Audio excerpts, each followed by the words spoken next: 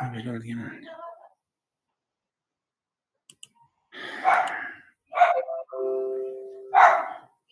¿No? ¿Se han dado cuenta ustedes? En lo que se refiere a semiología abdominal, es bien frecuente la patología biliar, apendicular, intestinal, sobre todo módulos que lo han visto. O sea, patología quirúrgica, que es la que más llega de urgencia. Es cierto, clínicamente tenemos pacientes que tienen alteraciones que no son cuadros quirúrgicos, como por ejemplo un síndrome ulceroso que puede ir desde una pirosis retroesternal, una gastritis, diarrea, estreñimiento, etcétera. Pero bueno, vamos a ir viendo gradualmente en lo que queda. Ya, entonces yo no me quiero retrasar con el tema de las historias. Ya les he dicho, para mí, mientras más historias hagan ustedes, mucho mejor, ¿no? Eh, mm, Voy a comenzar con, en realidad, ¿qué necesito? Necesito reafirmar conceptos sobre lo que son signos y síntomas. Este es un tema amplio, pero lo que les tengo es un resumen, ¿no? Bien concreto de las manifestaciones clínicas más frecuentes que hay en el aparato digestivo. Después les voy a mostrar una secuencia de valoración abdominal en lo que se refiere a inspección, auscultación, palpación y percusión. Les decía, siempre hacemos nosotros el IPA, inspección, palpación, percusión y auscultación. Sin embargo, en abdomen alteramos esa secuencia. De acuerdo a algunas escuelas, se dice que la palpación y la percusión me pueden modificar alguna signología. Por esas razones que vemos, auscultamos y después recién palpamos y percutimos. Entonces, para no demorar mucho, ¿no? Porque la clase de día tiene 3 partes. Voy a hacer esta primera parte de signos y síntomas. No son partes demasiado largas, pero sí necesito, por favor, de su atención, ¿ya? Entonces, deme un segundo, vamos a empezar con lo que son signos y síntomas del aparato digestivo y voy a incorporar signos y síntomas renales, porque el ROTE incluye todo lo que es la parte abdominal y renal sobre todo, ¿no? Entonces, y ya como estamos haciendo signos y síntomas, en esa parte voy a adelantar para lo que son manifestaciones clínicas renales, ¿sí? Deme un segundito.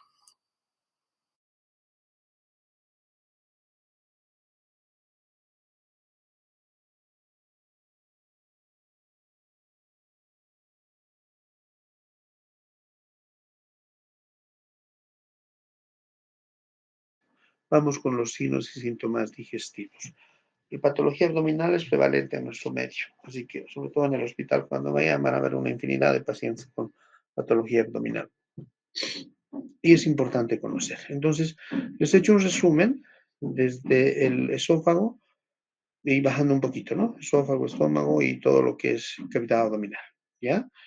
Entonces, si nos vamos a ir al esófago, bueno, esto en realidad esto he hecho un resumen en función a la prevalencia de manifestaciones que tiene el paciente digestivo. Un paciente digestivo puede venir a la consulta por dispepsia, ¿no? ¿Qué significa dispepsia? Todo el mundo conoce ese término, pero a veces no lo define. Algunos lo definen como mala digestión, ¿no? Por lo general, como dice aquí, se utiliza para referirse a una molestia digestiva donde el paciente, ¿qué tiene? Dolor abdominal, saciedad precoz, o sea, se alta con poquito y rápido, distensión abdominal y náuseas, ¿no? Por lo general, la dispepsia es este conjunto de manifestaciones clínicas que están asociadas a una enfermedad ulcerosa péptica, es decir, una úlcera gástrica o un síndrome ulceroso, ¿no? Otra definición indica que la dispepsia es un síntoma o conjunto de síntomas que tienen su origen en la región gastroduodenal. Entonces, esta ya involucra no solo estómago, sino duodeno, ¿no? Donde viene a ser casi lo mismo: dolor, ardor epigástrico, pesadez postprandial, saciedad precoz. En general, la dispepsia es una manifestación clínica de irritación de la mucosa gástrica o duodenal. Entonces, eso es lo que tiene el paciente que tiene dispepsia, ¿no? Vamos con lo que les decía, con lo del esófago. Las alteraciones más frecuentes del esófago se traducen por disfagia. La disfagia, que es una dificultad en la deglución, una deglución dificultosa. Ahora, voy a considerar en cuenta dos elementos, ¿no? A grandes rasgos. Que la disfagia puede ser orgánica, es decir, por lesión de una estructura, o funcional, por alteración en el peristaltismo, ¿no? Pero en ambos casos, ¿qué siente? El paciente siente que los alimentos no progresan, que se clavan o se atascan, ¿no? Y en algunos casos, incluso el paciente trata de hacer pasar el alimento dando un masaje en el esófago de arriba abajo, ¿no? ¿Por qué? Porque no está progresando el bolo alimenticio. Entonces, les decía, las entidades que provocan disfagia son dos, ¿no? La disfagia mecánica u orgánica y la disfagia funcional motora. ¿Por qué se dirá mecánica u orgánica? Porque hay algo que obstruye. Por eso dice, es ocasionada por un bolo de alimento muy grande que puede estar asociada a una estenosis intrínseca, es decir, el esófago se ha estrechado, o una compresión extrínseca de la luz, es decir, que algo desde afuera está comprimiendo el esófago, ¿no? Este tipo de disfagia mecánica o orgánica, entre comillas, la conocemos como lógica. ¿Por qué? Porque primero la disfagia se produce con líquidos y después con alimentos sólidos. Es permanente en un sitio, es decir, radica en un mismo sitio, ¿no? Y ya les he dicho, las causas son mecánicas, obstrucciones, pues, que pueden ser neoplasias o carcinomas dentro del esófago, o pueden ser tumores en el mediastino que me van a obstruir el esófago, ¿ya? Ahora, en cambio, puede haber una disfagia funcional o motora. Aquí no hay tumor, no hay algo que obstruya, pero ¿qué se altera? Se altera el peristaltismo del esófago. El esófago tiene ondas que hacen que progrese el bolo alimenticio a través de su inervación, ¿no? Que van desde lo que es el esfínter esofágico superior hasta el estómago, ¿no? Pero cuando tenemos alteraciones a nivel de la inervación, puede ser por patologías, por ejemplo, una enfermedad de Chagas, la calasia, etcétera, donde me alteran los plexos de Meissner y Auerbach, ¿no? Se altera el peristaltismo y el paciente tiene una disfagia funcional o motora. ¿En qué consiste? Pues se llama paradójica e ilógica. ¿Por qué? Porque puede ser con líquidos, con alimentos fríos, calientes, puede ser primero con sólidos y luego con líquidos, ¿no? Por eso dices intermitente y caprichosa, ¿no? El lugar varía, ¿no? Puede ser que tenga unos días molestia, otros días no. El tipo de alimentos, ¿no? A veces, como dices, una disfagia electiva, ¿sí? Entonces, tiene mucho que ver con la inervación del esófago y las entidades que me van a provocar lesión a nivel de los plexos de Meissner y Auerbach. Pues diferente una mecánica que una funcional. Ahora, alguna literatura indica que puede haber, perdón, antes de pasar eso, puede haber una disfagia ilusoria, ¿no? De origen mental, pero que no es muy frecuente, ¿ya? No voy a dejar de tomar en cuenta el término de una odinofagia, que significa dolor a la deglución. Hay que diferenciar. La disfagia es deglución dificultosa, en cambio el dolor a la deglución se llama odinofagia, ¿no? La odinofagia, como dice aquí, algunos libros lo denominan globo histérico, ¿no? Porque hay una sensación o nudo de cuerpo extraño en la unión de la faringe y el esófago. Y por lo general, la odinofagia se debe a alteraciones del esfínter esofágico superior. Pasa el bolo alimenticio con dolor.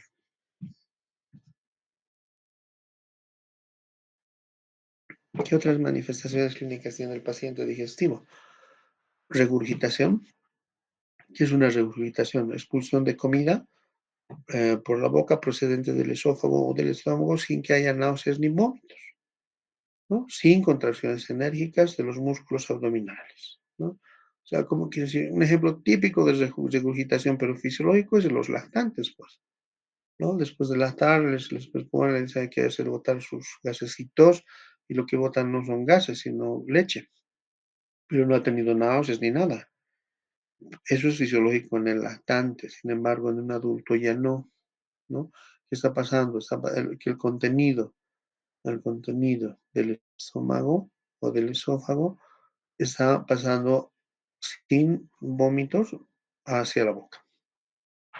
Por lo general, secundario a daño del esfínter esofágico inferior o esfínter esofágico superior, por lo general, ¿no? Entonces, bien importante tomar en cuenta el tema de la regurgitación ahora. Se dice que algunos pacientes que hacen regurgitación pueden hacer rumiación. ¿Qué es la rumiación? Una regurgitación sin lesión física aparente, es decir, no hay daño ni en el esfínter esofágico superior ni inferior, pero los pacientes hacen pasar su alimento del estómago a la boca. ¿Por qué se llama rumiación? En algunos animales esto es normal, en el ser humano no, ¿no? En la rumiación se regurgitan desde pequeñas cantidades de comida desde el estómago, por lo general 15 a 30 minutos después de comer, Y esto puede pasar en personas que tienen trastornos emocionales durante periodos de estrés, ¿ya? Pacientes hacen pasar el alimento hacia la boca, incluso masticarlo de nuevo y volverlo a deglutir, ¿sí? Entonces, es importante tomar en cuenta que la regurgitación por lesión orgánica, sobre todo a nivel de los esfínteres esofágicos. La rumiación no, más relacionado con alteraciones emocionales, ¿ya?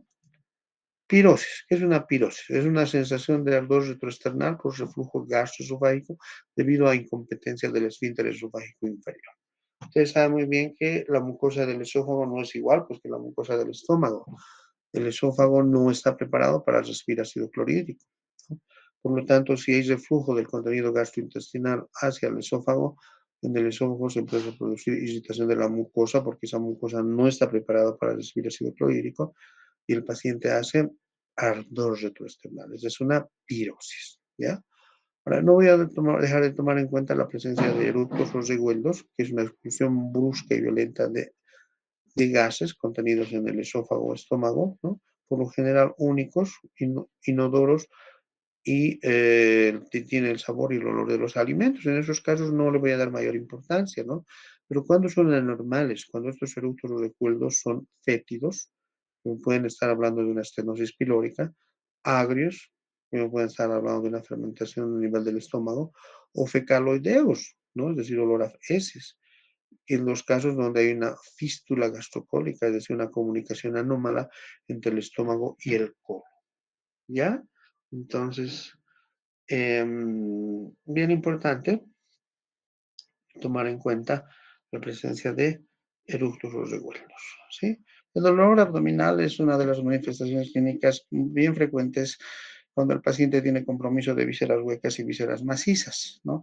Ahora, les he traído un poquito bibliografía en relación a cómo se produce el dolor para que entiendan. ¿Por qué? Por lo que en la descripción de la historia clínica, por lo general ustedes suelen acostumbrarse a describir cómo ha empezado el dolor y suponen que el dolor va a permanecer sin ningún cambio hasta el final de la enfermedad.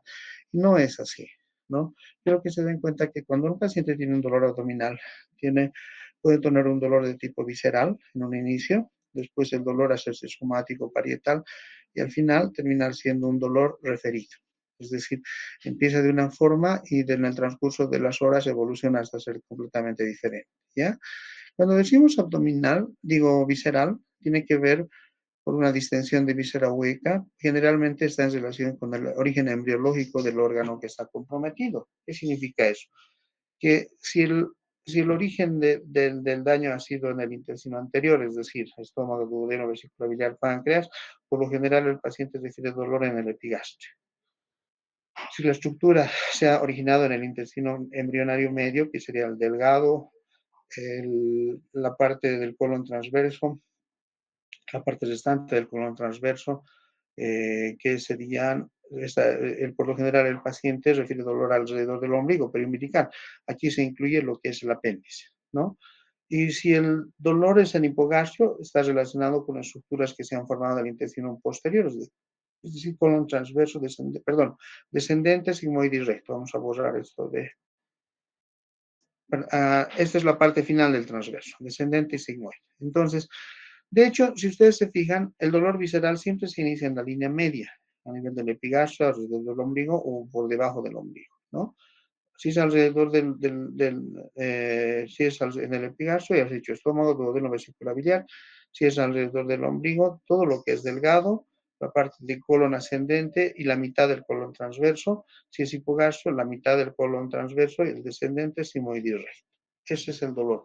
Por lo general, cuando el paciente tiene dolor visceral, es un dolor poco definido, de características que el paciente no puede describir. Por lo general, por eso se lo conoce como un dolor sordo, ¿no? Inespecífico. El paciente dice me duele, pero no puede dar las características de ese dolor.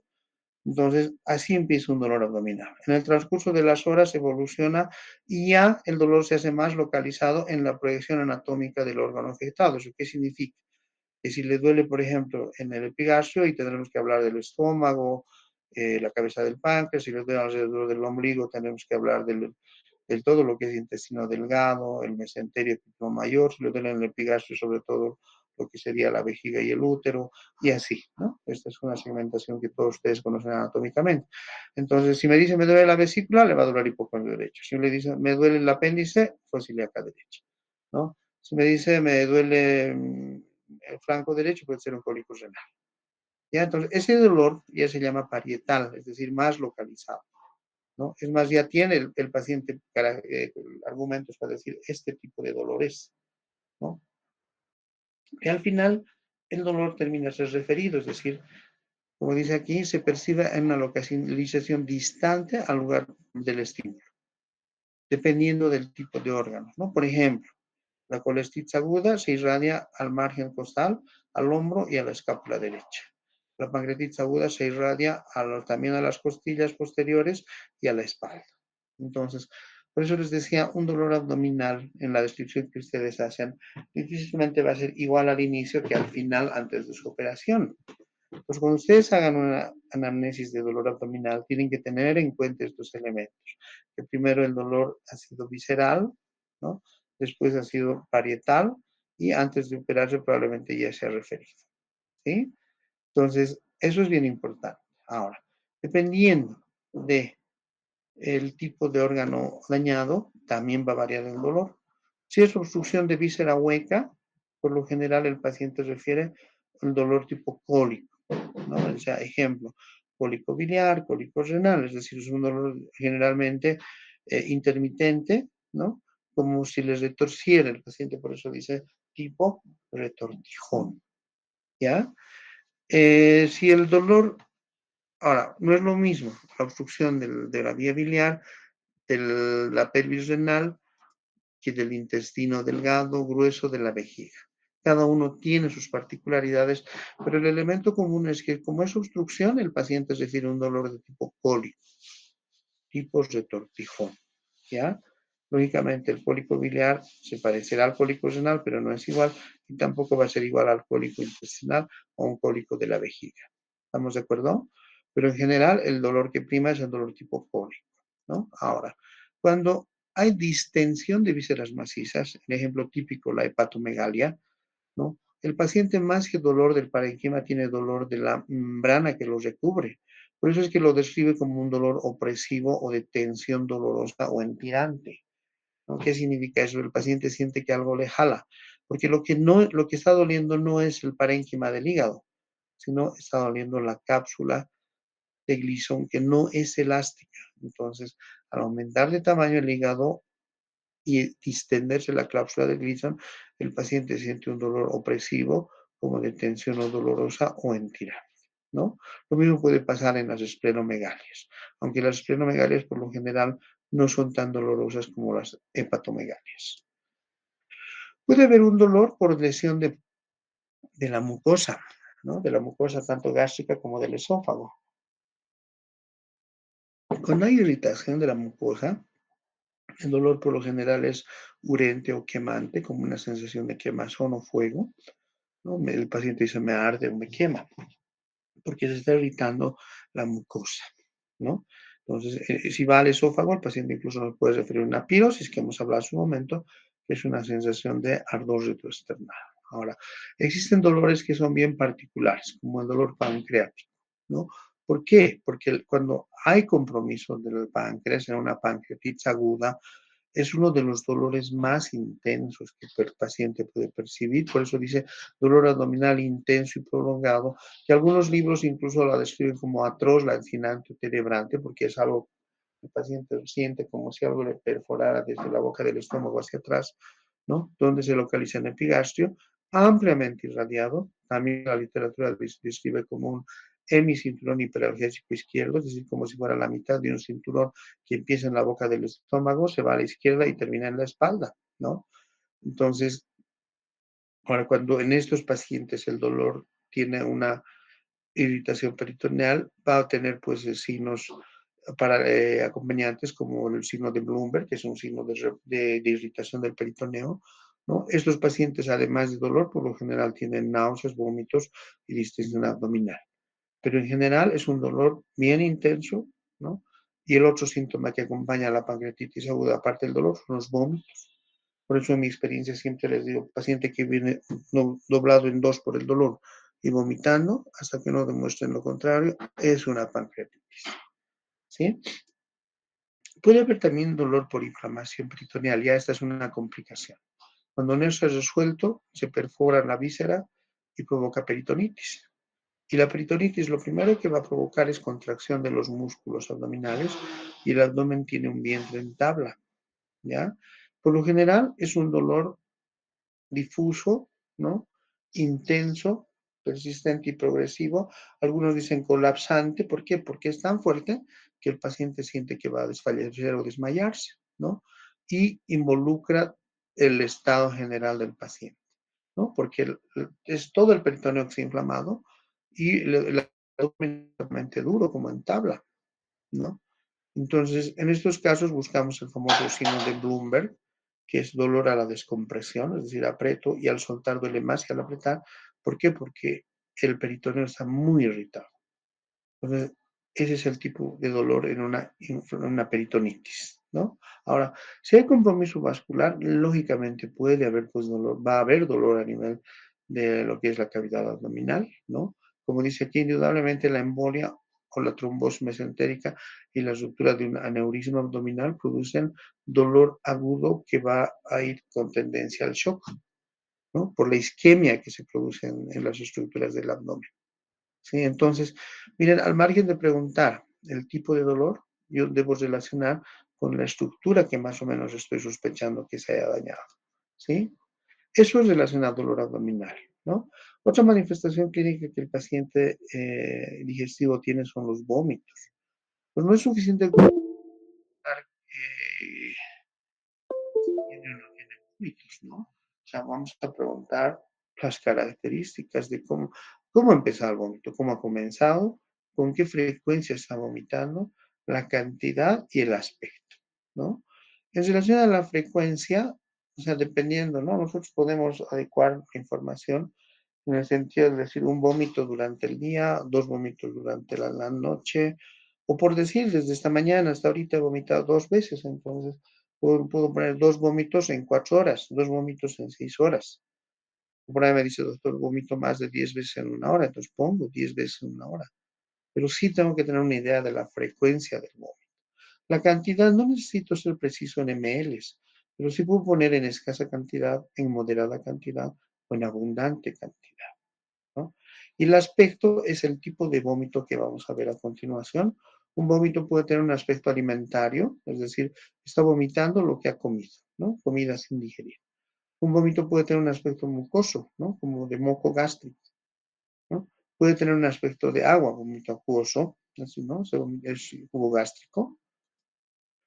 Puede ser amarillo verdoso en el caso de los vómitos biliosos, ¿no? Ahora, esto es interesante. Puede ser porráceo. ¿Cómo es el porráceo? Es de color verde oscuro, semejante al puerro, ¿no? Ligeramente fétido y resulta de la mezcla de contenido del estómago, duodeno, intestino delgado y bilis. Este tipo de vómito es frecuente en pacientes con peritonitis, con obstrucciones intestinales que están por debajo de la ampolla de Vater, ¿no? Es decir, intestino delgado, ¿no? Entonces, el vómito porráceo, así verde oscuro, fétido, ¿no? Es un vómito característico de una obstrucción del tránsito intestinal a nivel de intestino delgado o una peritonitis aguda. Ahora, esta obstrucción intestinal puede ser secundaria a la peritonitis, más que obstrucción, una parálisis intestinal. Es decir, la irritación del peritoneo va a paralizar el intestino. El intestino al paralizar no tiene ondas peristálticas, no progresa su contenido y retorna a la boca como un vómito porráceo. ¿Sí? Bien importante tomar en cuenta. Los vómitos pueden ser con características de heces, fecaloideos, ¿no? Esto significa que hay una fístula gastrocólica, es decir, una comunicación anómala de un segmento del intestino grueso con el estómago, ¿no? Entonces es bien importante tomar en cuenta. Ahora, no voy a desechar la posibilidad de que mi paciente esté presentando vómitos hemorrágicos, ¿no? ¿Qué son los vómitos hemorrágicos con presencia de sangre? El término más común para los vómitos hemorrágicos habría que mencionar lo que es la hematemesis. la aquí está, ¿no? La hematemesis es un vómito con contenido francamente hemático. Entonces, si mi paciente al vomitar está vomitando sangre, digo hematemesis, ¿no? Sin embargo, a veces la sangre es en menor cantidad y se digiere, ¿no? Y el paciente tiene un vómito, como dice aquí, de contenido fino, granular, oscuro. Y en esos casos lo voy a denominar vómitos en borra de café, ¿no? Habla de una hemorragia activa reciente, pero en grado menos severo, ¿sí? Entonces, importante tomar en cuenta estos vómitos que son, entre comillas, hemorrágicos. Es importante tomar en cuenta la relación del vómito con el dolor abdominal. Ustedes saben muy bien que el paciente que tiene vómitos y tiene dolor, o sobre todo el paciente que tiene dolor abdominal, a veces como práctica rutinaria se provoca o se estimula vómito, porque en algunos casos puede modificar el dolor, ¿no? Entonces se dice que el vómito gastroduodenal, o sea, de la úlcera gástrica, úlcera péptica o de enfermedades neoplásicas del estómago, ¿no? Se presentan en relación a la ingesta de alimentos y cuando el paciente vomita, muchas veces mejora la molestia del enfermo. Es decir, un paciente con una úlcera gástrica, una úlcera gástrica o un proceso, una úlcera, una neoplasia gástrica, cuando come le duele. Entonces, ¿qué hace? Se estimula el vómito y al eliminarse el contenido del estómago se alivia el dolor. Pues en estos casos, en los casos de una úlcera péptica o de una enfermedad neoplásica del estómago, el vómito puede modificar el dolor o aliviar el dolor. Sin embargo, cuando el dolor es reflejo, como en el caso de la apendicitis, colecistitis, etcétera, no modifica el dolor. Entonces el paciente se va a estimular vómitos, pero sin ningún resultado. ¿Ya? Eso es en relación al vómito. Entonces, dentro de lo que es patología abdominal, bien importante tomar en cuenta las características del dolor abdominal y las características de los vómitos, que son las manifestaciones clínicas más importantes, ¿sí? El paciente digestivo, sin embargo, puede tener otras manifestaciones clínicas, ¿no? Cuando hablamos de meteorismo, cuando hay aumento eh, aumento del volumen abdominal por acumulación de gases en el tracto gastrointestinal, ¿no? Entonces, en términos sencillitos, el paciente siente que su abdomen está hinchado, ¿no? Porque hay acumulación de gases y eso se llama meteorismo, ¿sí? Cuando hablamos de flatulencia, cuando esos gases son expulsados a nivel por vía rectal, ¿ya? Cuando hablamos de pujo, cuando el paciente, ojo, hay que diferenciar un pujo rectal, perdón, un pujo intestinal y un pujo vesical, ¿no? El paciente digestivo tiene un pujo intestinal porque tiene dolores a nivel del recto y del sigmoides, ¿no? Que generalmente se inician en fosa ilíaca izquierda y terminan en el ano, ¿no? Como una sensación que no progresa de defecar, es decir, tiene ganas de defecar, pero no lo hace y solo siente dolor, ¿no? Es porque hay presencia de contenido a nivel del sigmoides y del recto, ¿no? Ahora, cuando hablamos de tenesmo, cuando siente que está lleno el recto, ¿no? Puede ser por un cuerpo extraño y generalmente provoca esfuerzos sin resultado de defecar.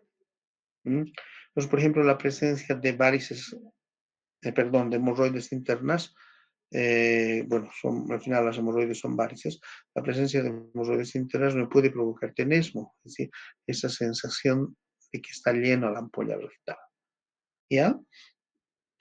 Vámonos en patología abdominal, vamos a hablar necesariamente de lo que es una diarrea, y ojo con la definición, es una evacuación de heces de consistencia disminuida, eso significa que puede ser líquido o semilíquido, aumentada de frecuencia, es decir, más de una deposición, y con un volumen o aceleración del tránsito intestinal.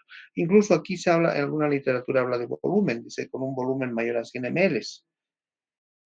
Entonces, hablo de diarrea cuando disminuye la consistencia, es decir, semilíquida o líquida, cuando aumenta la frecuencia, o sea, una sola deposición líquida no es diarrea, ¿no? Y que el volumen sea mayor a 100 ml, ¿no? Debido a una aceleración del tránsito intestinal. Esta vendría a ser nuestra definición de diarrea. En cambio, estreñimiento es un trastorno de la defecación con unas pausas de 48 a 72 horas, es decir, que el paciente va a tener deposiciones con un lapso de 2 a 3 días, ¿no? Además de heces formadas en pequeña cantidad, cuando dice dura en pequeña cantidad, incluso con un peso menor a 200 gramos por día. En esos casos hablamos de estreñimiento. Cuando hablamos de melena, hace un momento les decía, si mi paciente vomita sangre, por abajo tiene que botar algo, ¿no? Y la melena es la evacuación de esas negruzcas por la presencia de sangre digerida, ¿no? Generalmente el paciente nos dice, es negro como alquitrán, ¿no? Y la cantidad de sangre va a ser más de 50 ml, ¿no? Y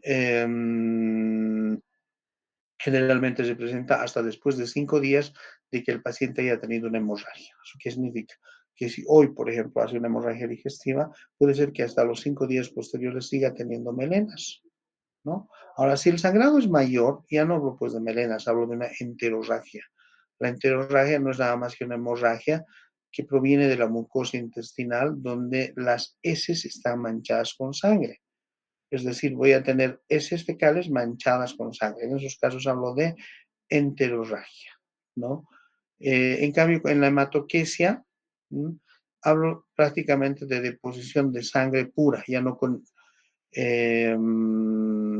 ya no con se manchan las heces, sino sangre pura o heces alternadas con coágulos, ¿sí? Esa es una hematoquesia.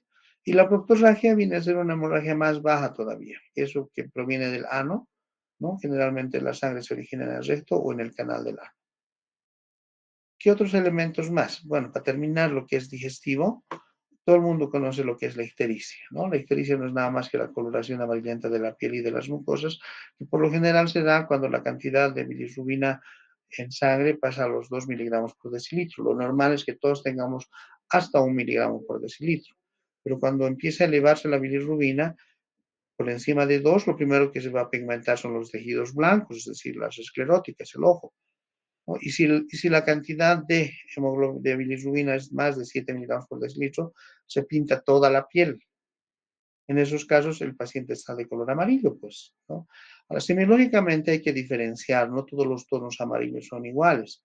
Puede ser amarillo pálido, como en la ictericia flavínica, puede ser amarillo anaranjado, como en la hepatitis, que es una ictericia rubínica, puede ser amarillo verdoso, como es la ictericia verdínica, que cuando hay obstrucción de las vías biliares, o puede ser melánica, es decir, amarillo oscuro, casi negruzco, en lo que es una obstrucción prolongada de vías biliares, en algunos casos asociado a cáncer de cabeza de páncreas, ¿ya? Entonces, cuando ustedes vean un paciente que tiene la coloración amarillenta de la piel, sean más minuciosos y traten de ver, pues, si es un amarillo pálido, un amarillo anaranjado, un amarillo verdoso o un amarillo oscuro, ¿verdad?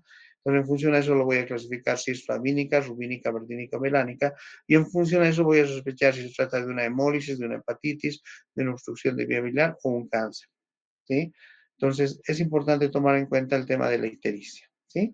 Eso sería en relación a signos y sintomatología digestiva, unos con signos y síntomas urinarios. El paciente que tiene patología urinaria necesariamente va a tener signos y síntomas que van a involucrar la evacuación de orina y las características de la orina, ¿no? Es decir, poliuria, aumento de la cantidad de orina emitida en 24 horas mayor a 2.500 ml. Es decir, el paciente orina mayor volumen de lo normal. Lo normal es que orinemos como promedio 1.500 ml en 24 horas. Pero si el paciente orina más de 2.500, estamos hablando de poliuria, ¿no? Por ejemplo, los pacientes con diabetes que hacen poliuria. Oliguria sería lo contrario, es decir, el volumen urinario va a ser menos de 500 ml en 24 horas. Entonces está orinando menos de lo normal, ¿no? No es que no esté orinando, está orinando, pero poco. Entonces, 500 ml en 24 horas. Cuando el paciente hace anuria, cuando ya no funciona el riñón y prácticamente la cantidad de orina en 24 horas es de 100 ml para abajo, ¿sí? Es decir, orina en 24 horas menos de 100 ml significa que hay un cese de la función renal y el paciente puede estar con una insuficiencia renal aguda o una fase terminal de una insuficiencia renal crónica. Es bien importante cuantificar la orina en un paciente con patología renal. Hace un momento les hablaba de la nicturia. ¿Qué es la nicturia? No es nada más que la micción durante la noche en mayor volumen de lo normal, por eso dice inversión del ritmo normal de la diuresis, es decir, fisiológicamente todos orinamos más en el día y casi nada en la noche. Sobre todo se nota en los niños, ¿no? Los niños tienen la capacidad de miccionar a las 9 de la noche y pueden estar hasta el día siguiente a mediodía sin orinar. Y en el tiempo va cambiando, ¿no? Nosotros ya muchas veces tenemos necesidad, a veces la necesidad de orinar nos despierta. Pero si un paciente orina más de noche que de día, eso se llama nicturia. Y como dice aquí, esos pueden ser signos de insuficiencia renal o insuficiencia cardíaca, ¿no? Y presentarse también en otras enfermedades como donde hay edemas, alteraciones del hígado o de los riñones. ¿Ya? Es bien importante el tema de la nicturia. En los pacientes renales, ¿qué podemos tener además? La nocturia. La nocturia no es lo mismo que nicturia, ojo. O sea, en la nocturia el paciente orina varias veces en la noche, pero no se altera el volumen. Es decir, el volumen se permanece igual, orina la misma cantidad que orina una persona normal, pero orina más veces durante la noche y eso se debe a hipercontractilidad o hipersensibilidad de la vejiga. Entonces, por ejemplo, un paciente con cistitis puede estar haciendo una nocturia. El paciente renal puede hacer también obsiuria. ¿Qué significa eso? Es un retraso en la eliminación de agua ingerida. Normalmente, si nosotros tomamos líquido en este momento, máximo en 2 horas terminamos de eliminar todo el líquido, el exceso de líquido que hemos tomado. Pero estos pacientes retrasan su eliminación más de las 2 horas. Y eso se da en pacientes que tienen patología cardíaca, ¿no? La obsiuria es una complicación renal en pacientes cardíacos, ¿ya? ¿Qué es la polaquiuria? La polaquiuria tiene que ver con la frecuencia de las micciones, por eso dice micción frecuente. En la polaquiuria no se altera el volumen de 24 horas sigue siendo el normal, pero si orinaba antes 6 veces, en la polaquiuria puede orinar al doble, 12 o 13, no sé. O sea, orina más veces de lo normal. Por lo general está asociada a irritación o inflamación de la vejiga sobre todo de la vejiga y de la uretra. Por eso se da en pacientes con cistitis, pericistitis, compresiones vesicales, pielonefritis, cálculos renales, ureterales o vesicales. O sea, la polaquiuria es más frecuente de la irritación de la mucosa de la vía urinaria. ¿Ya? Entonces, orina más veces, pero la misma cantidad. Cuando hablamos de disuria, cuando el paciente tiene dolor al orinar, ¿no? Es decir, si siente dolor al orinar, hablamos de una disuria. Ahora, hay que tomar en cuenta que cuando yo tengo un paciente que le duele al orinar, voy a preguntar si le duele al empezar, si le duele al medio o al terminar. Por eso dice inicial, terminal o durante toda la micción, ¿no? Pues puede ser por lesiones, por cicatrices en la uretra, puede ser por alteraciones en la próstata, puede ser por inflamación, o sea, de causa infecciosa, ¿no? Las cistitis y las uretritis provocan mucho dolor al orinar, ¿no? Pero de todas formas tiene que ver con una irritación de la mucosa de la vía urinaria inferior, ¿no? Cuando hablamos de estranguria, cuando la micción es muy dolorosa, es decir, aparte que es dificultosa, el paciente no orina fácil. Tiene que hacer un esfuerzo con dolor para orinar, es decir, como queriendo vencer una resistencia, y eso es propio de los pacientes con alteraciones prostáticas, ¿no? Los pacientes que tienen hiperplasia prostática, es decir, aumenta el tamaño de la próstata, empiezan a tener gradualmente estranguria en algún momento, ¿no? ¿Qué es el tenesmo vesical? Hace un rato les he hablado del tenesmo rectal. El tenesmo vesical es el deseo continuo, doloroso e ineficaz de orinar. Es decir, el paciente todo el rato siente que quiere orinar, pero no lo hace, no puede hacerlo, ¿no? Bien. Cuando hablamos de micción por rebosamiento, cuando la vejiga está llena y la orina va a fluir gota a gota, ¿no? Es decir, el paciente tiene un globo vesical y no, como tiene una obstrucción de la uretra por hiperplasia prostática, como que se cierra un poco, pero el paciente va goteando, eliminando gota a gota, porque siempre está con residuo vesical. Entonces todo el tiempo está como mojando su ropa interior porque la orina va saliendo gota a gota. ¿Ya? Ahora, cuando se obstruye por completo la uretra por una hiperplasia prostática, el paciente hace retención urinaria, es decir, el paciente no puede miccionar, ¿no? Y empieza a aumentar el volumen a nivel del hipogastrio, que se hace un globo vesical, ¿no? En estos casos a veces hay necesidad de poner una sonda Foley, una sonda rectal, y si no progresa la sonda Foley, incluso a veces hay necesidad de hacer una talla vesical, es decir, funcionar la vejiga para vaciar y no se llene de orina. La enuresis es un término que utilizamos cuando el paciente tiene micciones involuntarias, pero cuando son mayores de 3 años. O sea, un paciente puede tener micciones involuntarias nocturnas, es decir, mojar la cama, entre comillas, cuando tiene una edad menor de 3 años. Se dice que hasta los 3 años es fisiológico. Pero si pasados los 3 años sigue orinando de forma involuntaria durante la noche, eso se llama enuresis, ¿no? Y la enuresis ya es una entidad patológica que obviamente puede estar relacionado incluso con trastornos emocionales, pero que sí necesita manejo terapéutico, ¿ya? La incontinencia urinaria es cuando el paciente orina sin controlar, micciones involuntarias, ¿no? Por lo general, por el esfuerzo ya en adultos, ¿no? Porque hay una alteración en los esfínteres que me van a provocar un mal cierre de la vejiga, ¿no? Puede estar asociado a alteraciones congénitas, a lesiones traumáticas o alteraciones funcionales, ¿sí? Ahora, este término tal vez no les parezca nada lógico, pero se dice que puede haber un prostatismo femenino, porque el prostatismo es propio de los varones, ¿no? Que comúnmente se lo conoce como desnos, ¿no?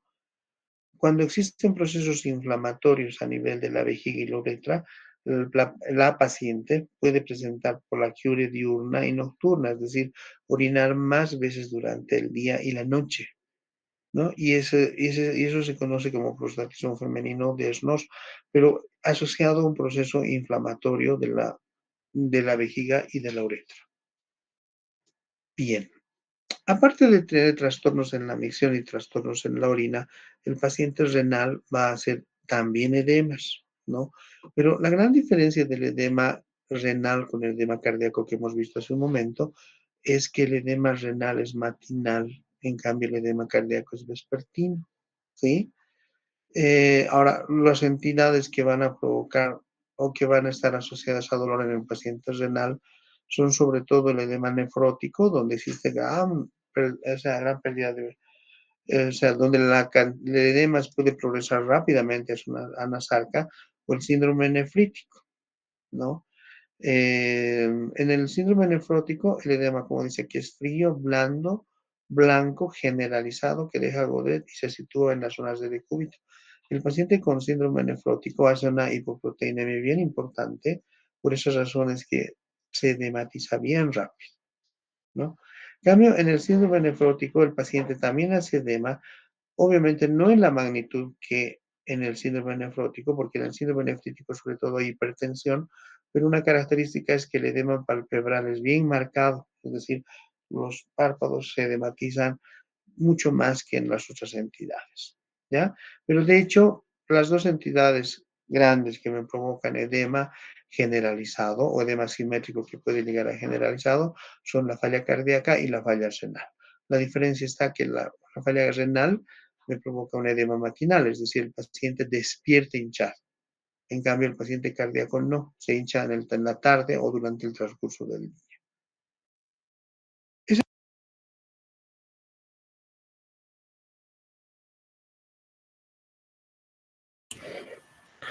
Bien, esa era la parte que corresponde a los signos y síntomas más frecuentes de los pacientes con patología digestiva y renal, ¿ya? Entonces, importante tomar en cuenta estas características para hacer una adecuada anamnesis y una adecuada interpretación de las manifestaciones clínicas, ¿no? En el aparato digestivo, como han visto, por ejemplo, no es lo mismo hablar de un dolor tipo cólico que un dolor urente, o un dolor lancinante o celebrante. Cada uno tiene características en relación a un tipo de patología, ¿no? Lo mismo en relación a vómitos, no es lo mismo hablar de un vómito acuoso, porracio en borra de café que un vómito mucoso, etcétera. Cada uno tiene una significación patológica diferente. Por eso es que en base a eso nos orientamos hacia un diagnóstico y podemos preguntar, por eso les decía, necesitamos argumentos para preguntar, y creo que con esto se decía mucho más, tendrían que tener una idea más clara de qué van a preguntar en relación a un vómito, ¿no? O en relación a cualquier manifestación clínica. Yo les dije claramente que la anamnesis primero es espontánea, el paciente me cuenta, y en una segunda etapa, en base a lo que yo sospecho que tiene, pregunto, ¿ya? Entonces, no sé si tienen alguna consulta en relación a esta primera parte, que son signos y síntomas. ¿Alguien quiere que se le haga alguna aclaración?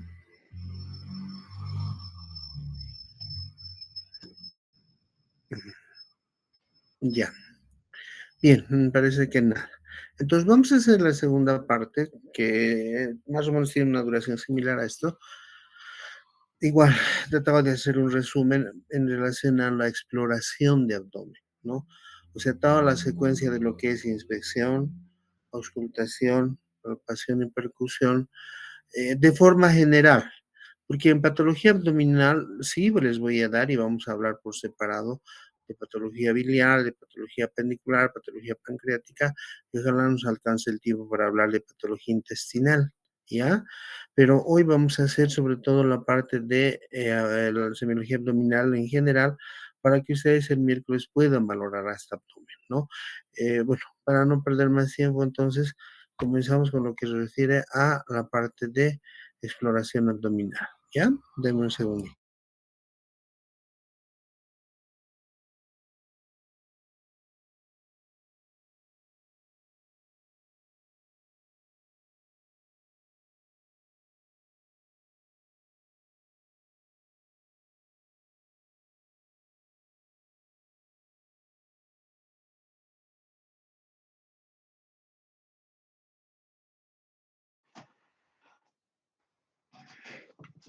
Bien, vamos a hacer un resumen de lo más importante que debemos considerar antes de hacer la exploración abdominal, ¿no? Es importante tomar en cuenta que cuando nosotros hacemos exploración del abdomen, hacemos la secuencia de inspección, auscultación, palpación y percusión. ¿Por qué modificamos esta secuencia? Porque hemos aprendido a que la secuencia de exploración es inspección, palpación, percusión, auscultación. Alguna literatura indica que al hacer maniobras de palpación y percusión antes de auscultar, probablemente podamos modificar o anular alguna signología que primero debemos escuchar y después recién podemos hacer la palpación y percusión una vez identificado acústicamente las alteraciones que se pueden presentar. Entonces, es importante, en realidad en la historia clínica no es mucho lo que se llena cuando un paciente no tiene alteraciones patológicas, pero yo para poner lo normal previamente debo descartarlo. Y en función a la anamnesis, yo ya tengo una idea de si mi paciente tiene indicios o datos para sospechar de una patología abdominal. En ese sentido, voy a respetar todo lo que es la secuencia de inspección, auscultación, palpación y percusión, ¿no? Algunos elementos que no pueden dejar de considerarse para hacer exploración abdominal es, por ejemplo, la segmentación abdominal, ¿no? La segmentación abdominal, eh, bueno, ustedes ya saben por anatomía, ¿no? Es convencional. Nosotros podemos dividir en 9 segmentos, podemos dividir en 4 cuadrantes, o definitivamente podemos dividir en 2 partes del abdomen, es decir, un hemiabdomen derecho, hemiabdomen izquierdo, o definitivamente un hemiabdomen superior y un hemiabdomen. Sin embargo, la clasificación que más manejamos es la que divide el abdomen en 9 segmentos, ¿ya? Para ello tengo que considerar que para hacer esta división tengo que tener líneas imaginarias, ¿no? 2 líneas horizontales y 2 líneas verticales. La línea horizontal superior pasa por el borde inferior de la décima costilla y se proyecta en el plano posterior hasta la tercera vértebra dorsal, ¿no? Entonces, perdón, lumbar, ¿no? Perdón, hasta la tercera vértebra lumbar, esta es L3. Entonces, tenemos que tener mucho cuidado en hacer esta segmentación. Entonces, mi primera línea horizontal pasa por el borde inferior de la décima costilla. Algunos autores la definen como una línea subcostal. Mi línea horizontal inferior, ¿no?, es transtuberal. ¿Por qué se llama así? Porque pasa por la tuberosidad de las crestas ilíacas, es decir, ubico la cresta ilíaca y más o menos unos 3 centímetros hacia afuera, está la tuberosidad, ¿no? Y uno estas dos líneas y me da una línea transtuberal. Cometemos el error de que a veces dividimos de la espina ilíaca anterosuperior. No, esa línea está muy abajo. La línea transtuberal está un poco más arriba, por eso es que nos permite dividir de esa forma. Entonces, ya delimitando la línea horizontal superior y la línea horizontal inferior, puedo sacar las líneas verticales. Estas líneas verticales, o sea, me voy a trazar primero imaginariamente una línea entre la espina ilíaca anterosuperior y la línea media. Y el punto medio de esta línea la proyecto hacia arriba, ¿ya? O sea, tampoco parte de la espina ilíaca anterosuperior, ¿no? Como es un resalto bien visible, todos describimos espina ilíaca anterosuperior. Sí sirve de referencia, pero no es el punto. Entonces, me trazo una línea imaginaria de la espina ilíaca anterosuperior hasta la línea media, y el punto medio de esta línea es la que la proyecto verticalmente hacia arriba. Entonces, aquí ya tengo los 9 segmentos que ustedes dominan desde el primer año, ¿no? En la línea media epigastrio, en la línea media mesogastrio, o para algunos autores zona umbilical, y en la línea inferior, el hipogastrio. Por el lado derecho, hipocondrio derecho, flanco derecho y fosa ilíaca derecha. Por el lado izquierdo, hipocondrio izquierdo, flanco izquierdo y fosa ilíaca izquierda. Importante que ustedes conozcan todos estos órganos que se proyectan en estos segmentos, porque eso nos va a orientar a identificar el daño que está sufriendo el paciente, ¿no?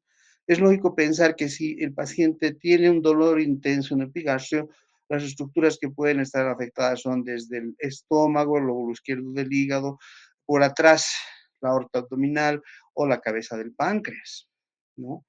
Es lógico pensar que si la zona afectada, ojo, estoy hablando del dolor de tipo parietal, que no se olviden que el dolor visceral también empieza en la línea media, pero es un dolor inespecífico, a veces sordo. En cambio, cuando ya el dolor es parietal, es un dolor bien intenso, agudo, y ya me está reflejando el daño de la estructura que está en ese segmento. Entonces, si me duele el mesogastrio, lo primero que voy a pensar, pues, es un daño en el epíplomo mayor, mesenterio, colon transverso e intestino delgado, ¿no? Y en el hipogastrio, obviamente, en la mujer, vejiga y útero, ¿no? En el varón, tal vez solo la vejiga.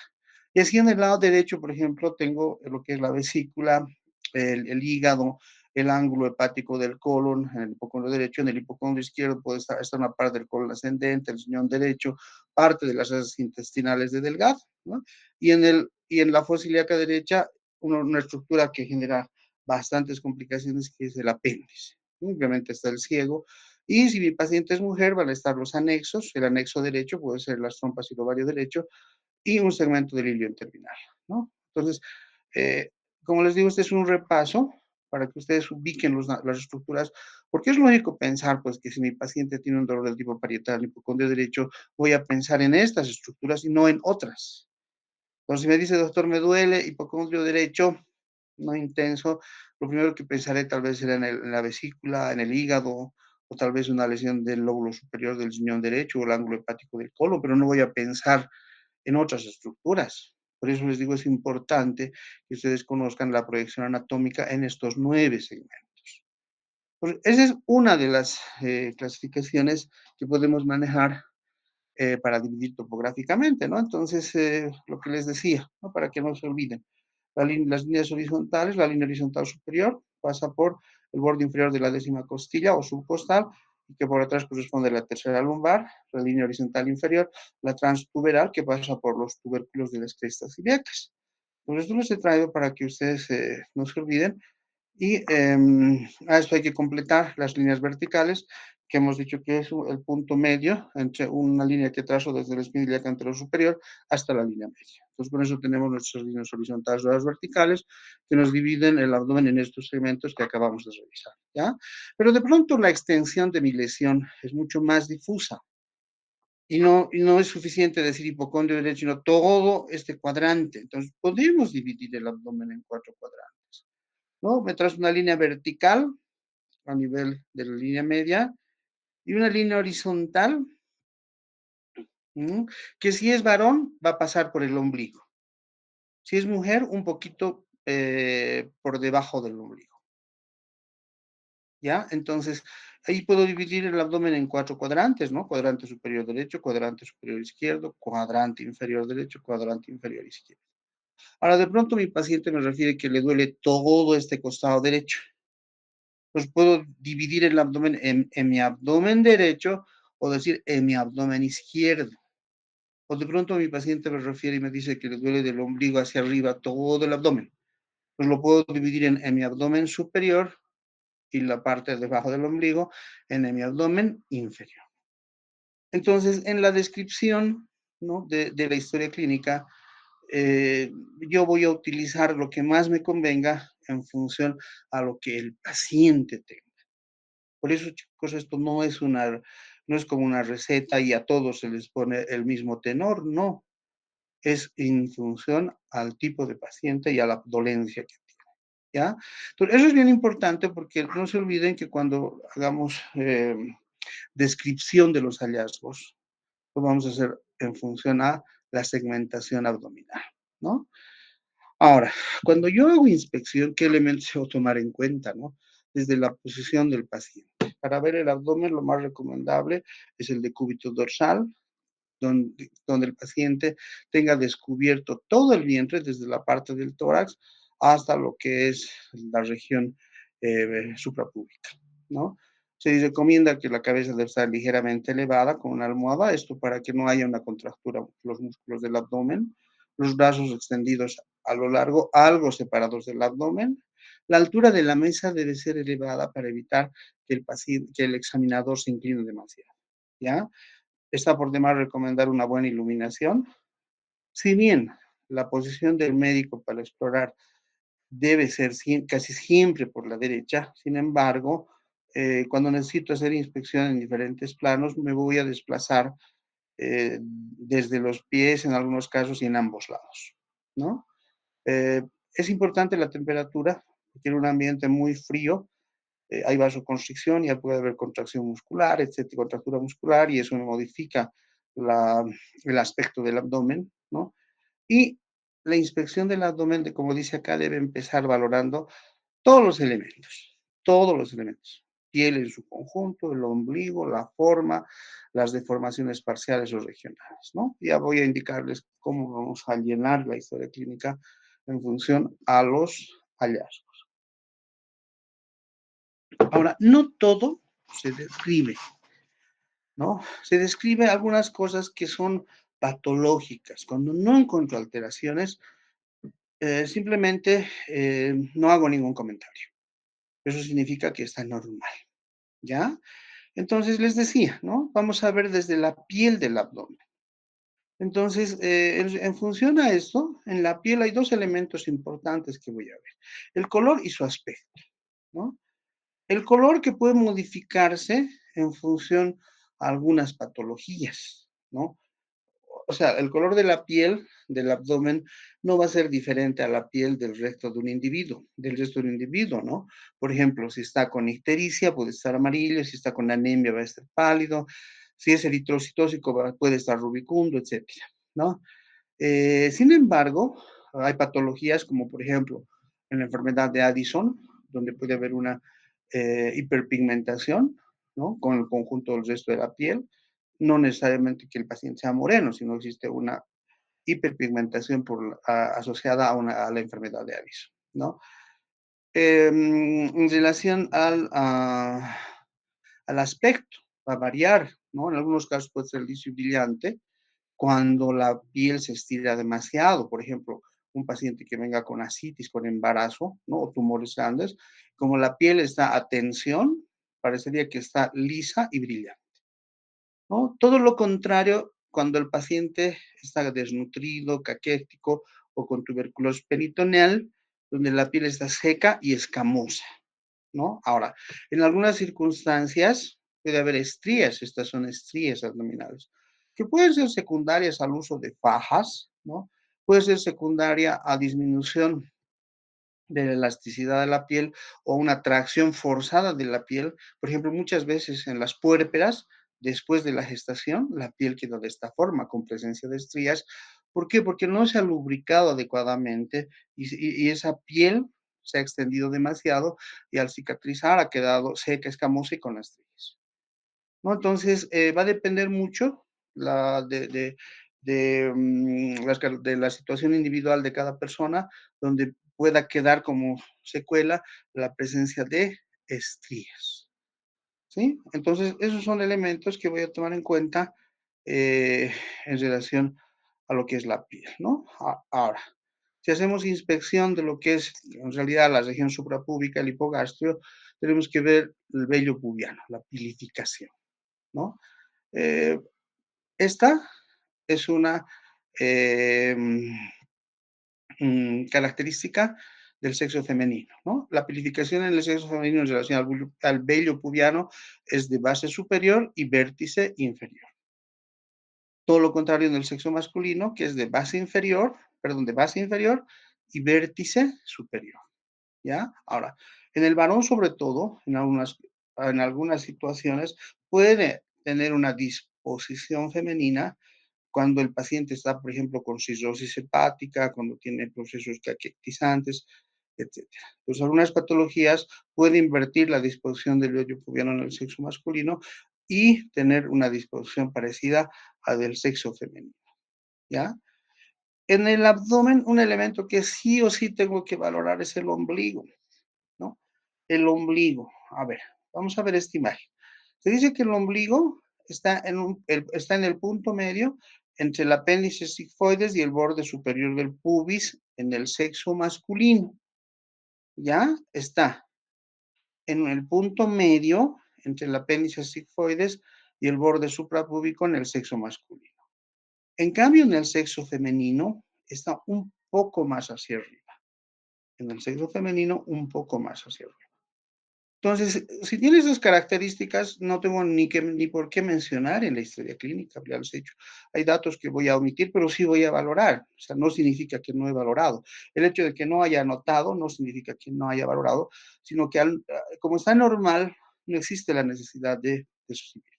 Ahora, ¿qué cosas tendría que describir? En esta imagen no quiero que se concentren en el aumento de volumen, sino en el descenso del ombligo, ¿ya?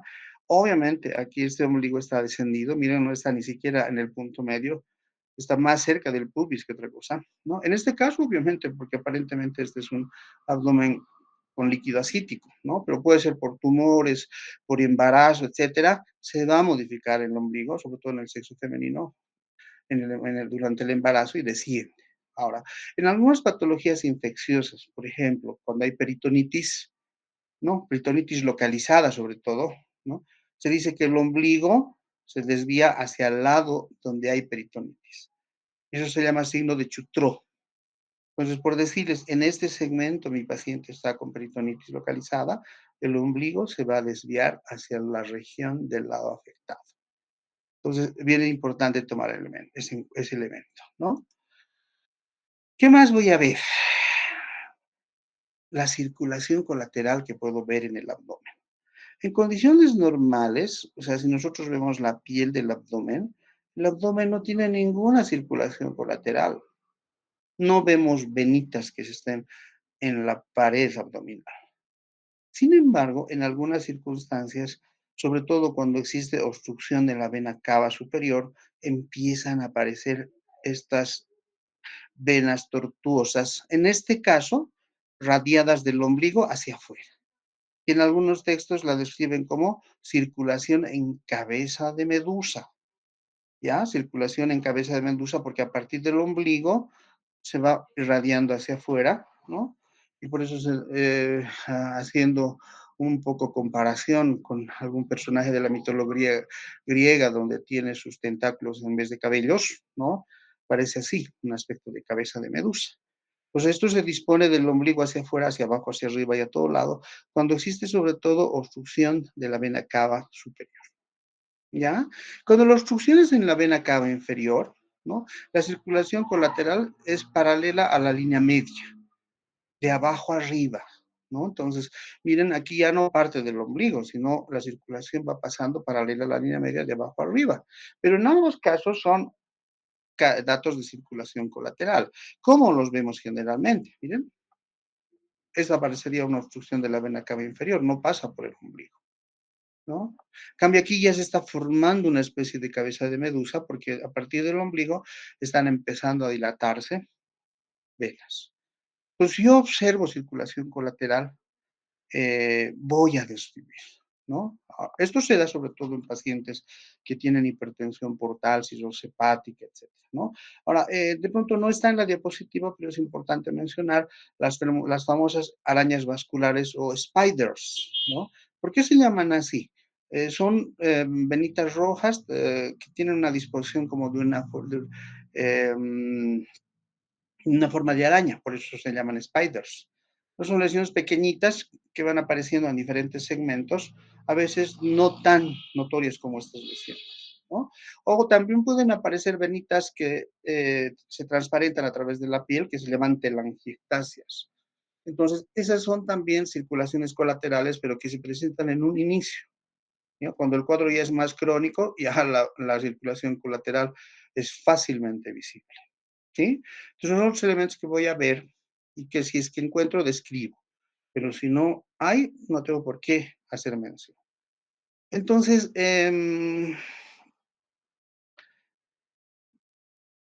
eso sobre todo en relación em, a lo que es inspección. Ahora, en inspección, una cosa mucho más importante que no puedo dejar pasar y que lamentablemente no tengo ninguna dispositiva en este momento es, perdón, voy a ver, es la forma del abdomen, ¿no? La forma del abdomen. Sí, por alguna razón no está, ya. La forma del abdomen. Entonces, vamos a utilizar esta imagen, ¿no? El abdomen, por lo general, o sea, ¿cómo voy a definir? O sea, un abdomen puede ser plano, un abdomen puede ser excavado o un abdomen puede ser globoso, ¿ya? ¿Cómo voy a saber? Con el paciente en decúbito, yo voy a observar de forma lateral, ¿no? La piel, o sea, me voy a trazar una línea imaginaria desde el apéndice sigmoides hasta el borde superior del pubis. Si esa línea imaginaria está a la línea de la altura de la pared abdominal, mi abdomen es plano en cuanto a la forma, ¿ya? Pero de pronto, no, esa línea, o sea, la piel del abdomen está por encima de esa línea, como en este caso. Entonces mi abdomen es globoso generalizado, que no es solo un segmento, globoso generalizado, todo el abdomen. O de pronto no, mi paciente veo esa línea y la piel está por debajo de esa línea. Entonces, en ese caso, la forma del abdomen sería excavada. Entonces, ¿qué opciones tengo? Plano, globoso generalizado o excavado. Ahora, el globoso puede ser generalizado o segmentario o localizado. Eso vamos a ver después, ¿ya? Entonces, si un paciente, digamos, es muy gordito, puede ser globoso a expensas de eh, tejido celular subcutáneo. Eso sí voy a describir en la historia clínica. Puede ser globoso a expensas del líquido acítico, como en este caso, ¿no? Es un vientre de batracio. ¿Por qué? Porque miren, está rebalsando a los costados. Puede ser globoso a expensas de un útero gestante que sea una embarazada. Entonces, siempre voy a describir la causa que me está dando esa forma de globoso, ¿sí? Ahora, en los pacientes desnutridos, o por ejemplo, que están con una diarrea aguda, a veces temporalmente están con un abdomen excavado. Entonces, describo como excavado. Bien importante la forma. Ahora, las modificaciones segmentarias, sobre todo si son globosos, dependiendo del segmento, ¿no? Por eso es un vólvulo de asa sigmoide y de colon descendente, entonces el abultamiento va a ser en el abdomen izquierdo. Muchas veces es el colon transverso el que se distiende, sobre todo secundaria a una pancreatitis. Entonces, el abdomen es globoso a expensas de mi abdomen superior, ¿ya? Pero por ahí la obstrucción es en colon ascendente, entonces puede ser que sea globoso segmentario a predominio de mi abdomen derecho. Por eso les decía, la descripción va a estar en función al hallazgo. No, pero de hecho, si la piel está por encima de esa línea imaginaria, es globoso. Si está a ese nivel, es plano. Y si está por debajo, es cavado. ¿sí? Entonces, bien importante tomar en cuenta estos elementos. Ahora, ¿qué otras cosas voy a tomar en cuenta en lo que es la piel del abdomen? Las cicatrices, ¿no? La cicatriz a mí me orienta mucho a saber si mi paciente ha tenido algún antecedente quirúrgico, ¿no? Porque muchas veces el paciente no nos dice o no nos da información. Entonces, la presencia de cicatrices me pueden orientar a saber más o menos de qué le han operado a mi paciente. Obviamente existen incisiones, de acuerdo a la técnica quirúrgica que tienen incluso nombre propio, pero de manera general nosotros podemos aprender a describir las incisiones, ¿no? Si tengo una herida cicatrizal en la línea media, esa es una herida mediana. Si la herida está por encima del ombligo, herida cicatrizal mediana suprapúbica. Si la herida cicatrizal está por debajo del ombligo, herida mediana infraumbilical. Pero de pronto es toda la línea media, por ahí le han hecho una laparotomía exploradora y han tenido que abrir toda la cavidad. Entonces la herida va a transcurrir aquí, va a girar un poquito el ombligo y va a descender. Entonces será una cicatriz mediana, supra, infraumbilical. ¿Se dan cuenta? Ahora, si estas heridas también son rectas, pero fuera de la línea de la línea media, ya se describen como paramediana. Puede ser paramediana superior derecha, paramediana superior izquierda, paramediana inferior derecha, paramediana inferior izquierda. ¿Se dan cuenta? Ahora, puede ser que mi herida no sea vertical, sino horizontal. Entonces, describo dónde. Por ejemplo, una herida bien frecuente, ¿no? Que se hace en ginecología, cuando van a hacer una cesárea, se llama la técnica de Van Steel, ¿no? Se hace una herida en el borde suprapúbico, horizontal, ¿no? Entonces, la puedo describir como horizontal suprapúbica. O de pronto tengo una horizontal en el hipocondrio derecho, por ahí han abordado vesícula. Entonces, no estoy inventándome nada, lo único es decir que es una herida horizontal y dónde. Ahora, las incisiones para vesícula y para apéndice por lo general son oblicuas, es decir, no son ni verticales ni horizontales, sino oblicuas. Entonces puedo describir con una oblicua en hipocondrio derecho, oblicua en fosa ilíaca derecha, etcétera. ¿No? Entonces a mí me orienta, pues yo tengo una herida en este lado, lógico, primero voy a pensar si no ha sido apéndice o si es mujer, tal vez ovarios, ¿no? Si tengo una herida en hipocondrio derecho, lo primero que voy a pensar es en vesícula, en una cirugía de la vesícula. Si tengo una herida larga en toda la línea media, voy a pensar pues, que ese paciente ha hecho una peritonitis y que le han hecho una laparotomía exploradora y han tenido que abrir todo el abdomen. Esto es importante porque no se olviden que las cirugías pueden dejar como consecuencia secuelas. Una de las más importantes es la presencia de adherencias que puede haber en la pared, en la cavidad abdominal, ¿no? Y una adherencia secundariamente me puede generar fibras que van a provocar una oclusión intestinal y secundariamente me va a dar una distensión abdominal y un abdomen agudo. ¿Dan cuenta? Entonces, bien importante tomar en cuenta la presencia de cicatrices, ¿ya? Entonces, todos esos elementos voy a tomar en cuenta la inspección, ¿no? De todas formas, si no encuentro nada de eso, no describo. Ahorita vamos a llegar al resumen de todo lo que vamos a hacer en inspección. Después de haber hecho una buena inspección, lo que tengo que hacer es la auscultación, ¿no? Y para la auscultación, lo que voy a hacer es, como dice acá, apoyar el fonendoscopio en diferentes regiones del abdomen, en la parte superior del abdomen y en el resto del abdomen. ¿Qué es lo que voy a buscar sobre todo? Ruidos hidroaéreos. ¿Por qué se llama así? Porque es producto del movimiento del contenido intestinal donde además existe aire. Entonces, ¿qué se está moviendo?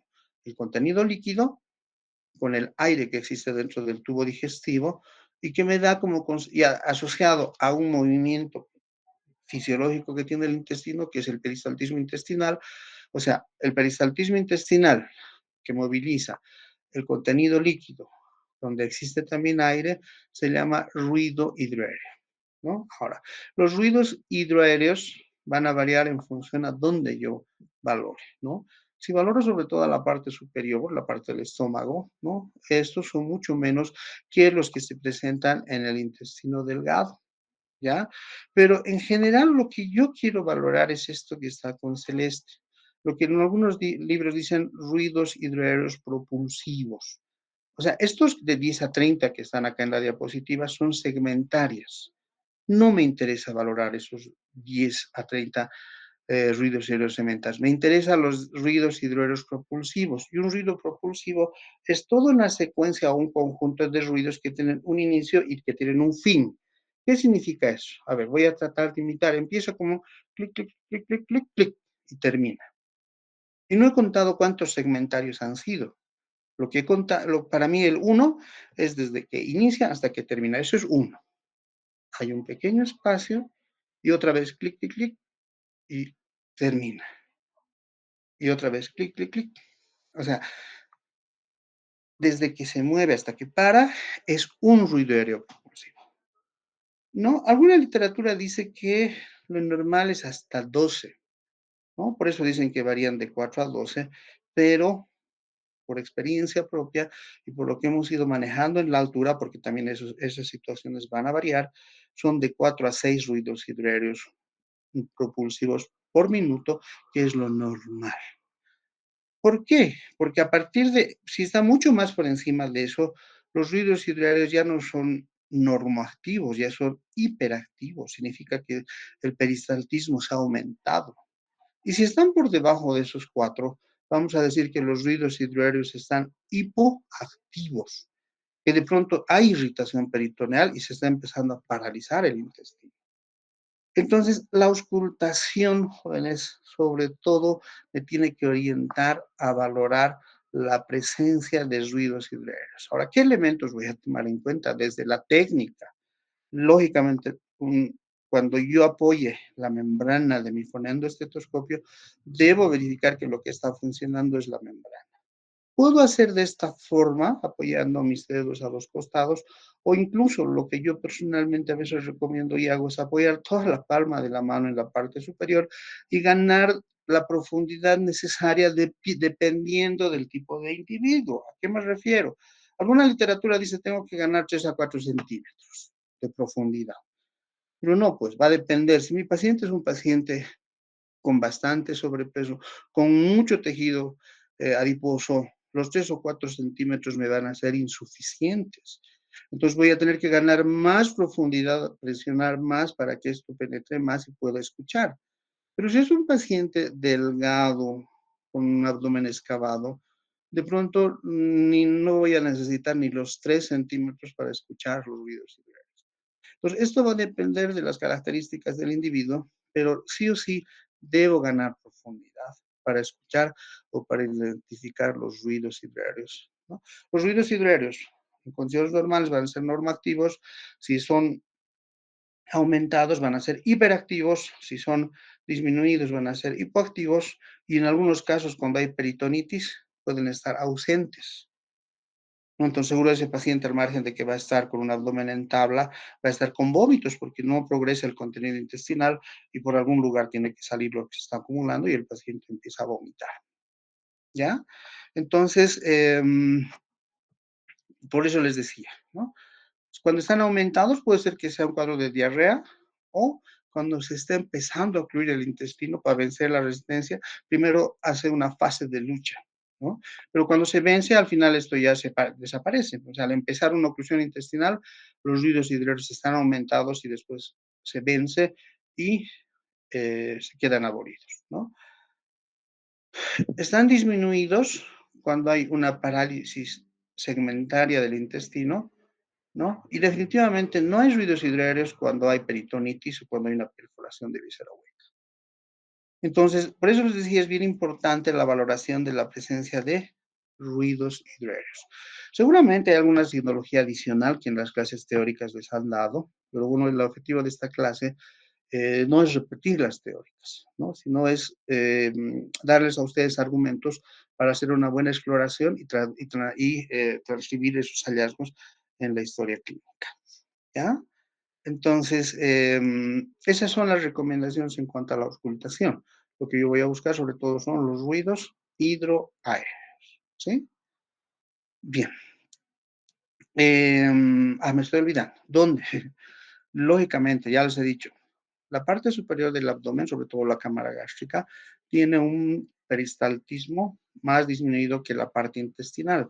¿Dónde voy a abordar sobre todo intestinos? La parte central, mesogastrio y los flancos, ¿no? Toda la franja media es donde está más distribuido la parte de intestino, ¿no?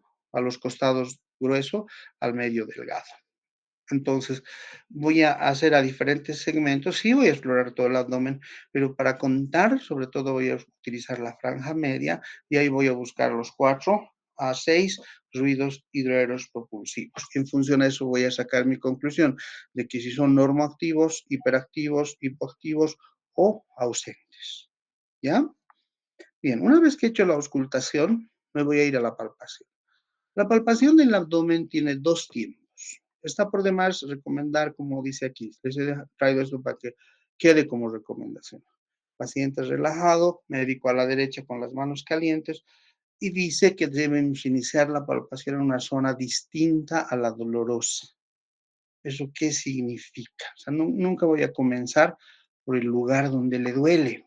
Hoy me dice mi paciente, me duele fosa ilíaca derecha. Empezaré por el otro lado y voy a terminar en el lugar donde le duele. Por ahí me dice mi paciente, me duele hipocondrio derecho. Pues puedo empezar por aquí abajo y terminar en el hipocondrio derecho. O sea, no empiecen por el sitio donde dice el paciente que les duele, ¿ya?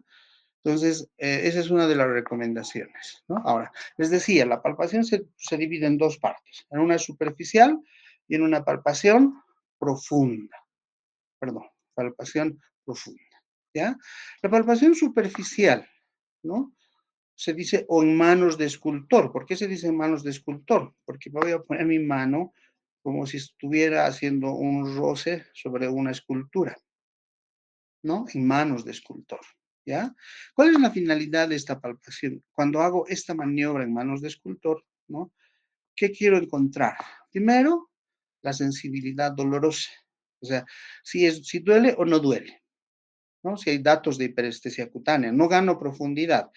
Tampoco es un roce, sino voy a apoyar mi mano y sin ganar profundidad voy a pasar la palma de la mano sobre toda la superficie de la piel del abdomen, ¿no? Entonces, si con eso no encuentro nada de dolor, voy a describir, pero si encuentro, también describo y dónde. ¿Cuál es la otra finalidad? Ver depresiones o relieves, es decir, si en algún segmento está hundido o está elevado. Si no encuentro nada, lo voy a describir y ya les voy a indicar cómo en la historia clínica después. Entonces, esa es la finalidad de la palpación superficial. Entonces, esta es la técnica de en manos de escultor. Entonces, no gano profundidad, no presiono, apoyo y voy a pasar firmemente, pero sin ganar profundidad, toda la pared del cuerpo, ¿no? Entonces, estos son los elementos que acabo de mencionar. Esa es la palpación superficial. Y la palpación profunda, aquí tengo diferentes técnicas. En la palpación profunda puedo hacer con una sola mano, ¿no? Que sería una palpación unimanual. Puedo hacer con 2 manos, donde las dos palpen, o puedo hacer con 2 manos con diferentes técnicas, que es lo que vamos a mencionar o repasar en este momento. Entonces, la palpación profunda, ¿para qué me sirve? Primero, para valorar la consistencia. Aquí yo veo si el abdomen es blando o es duro. Veo si es depresible, poco depresible o no depresible. Y además valoro si existe dolor o no existe dolor a la presión. Y eso lo tengo que describir en la historia clínica. Pero para hacer eso necesito aplicar la técnica adecuada. Entonces, ¿qué voy a hacer? Puedo palpar con una sola mano, eso se llama palpación unimanual. ¿Por qué se llama unimanual? Porque una sola mano, apoyo en la piel del abdomen, gano profundidad con los pulpejos de los dedos a partir de las articulaciones metacarpofalángicas. Ese tipo de palpación me sirve también para valorar otros segmentos, pero ahora estamos hablando del abdomen, ¿no? En el caso del abdomen, empiezo a ganar profundidad para ver si es blando, si es depresible, si es doloroso y si hay o no hay visceromegalias. Esa es la finalidad, ¿no? Puedo palpar con 2 manos. Bueno, esta es una imagen de una técnica para palpar hígado, pero esto es la técnica bimanual con 2 manos activas. O sea, las dos están palpando, por eso son bimanual con 2 manos activas. Pero para eso, o sea, ¿para qué traer esta imagen? Para que ustedes se fijen y vean que estoy sobreponiendo mis dedos índices ¿Con qué finalidad? De generar una sola línea palpatoria.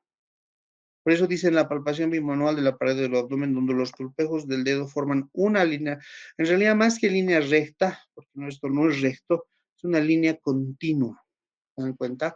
Y estoy sobreponiendo, porque, a ver, si ustedes se fijan, pongan índice con índice al lado, hay un quiebre de esa línea entre los dos índices, si no sobreponen. En cambio, si sobreponemos, se forma una línea continua. Entonces, ven, hasta cuando uno transcribe de alguna literatura comete errores, entonces más que decir línea recta sería una línea continua. Entonces, podemos cambiar esto, ¿no? ¿Qué queremos? Una línea continua. Listo. Ya. Entonces, eso en relación a la palpación bimanual con dos manos activas. Pero puede ser mi palpación bimanual donde una palpe y la otra mano cumpla otra función. Y ahí tenemos la palpación bimanual con una mano activa y otra pasiva. Y eso se llama mano de relajación. Una mano se apoya, la mano de relajación apoya para distraer al paciente, y la otra mano, que es la activa, es la que gana profundidad. Muchas veces el paciente está muy ansioso, nervioso, y no nos permite una valoración adecuada, ¿no? Y contrae la piel del abdomen, etcétera. O, perdón, los músculos del abdomen. En esos casos puedo utilizar la mano de relajación, donde una mano, ¿no? La voy a apoyar a poca distancia de donde le duele, ¿no? Y con la otra manito voy a ganar profundidad. Ahora, aquí también hay una variación, ¿no? Si voy a hacer presión con la parte del talón de la mano, se llama maniobra del brazo, pero si voy a ganar profundidad con los pulpejos de los dedos, se llama maniobra de Galambos. Entonces, esto también ya ustedes han tenido que avanzar en el primer rote, pero lo estoy trayendo para recordarles, ¿no? Entonces, en esta técnica, una mano relaja y la otra palpa. La otra técnica, mano de sostén. Existen segmentos donde no tenemos respaldo óseo en atrás. Ejemplo, los flancos. Si yo palpo en los flancos de arriba abajo, seguro esto se va a hundir porque no hay hueso atrás.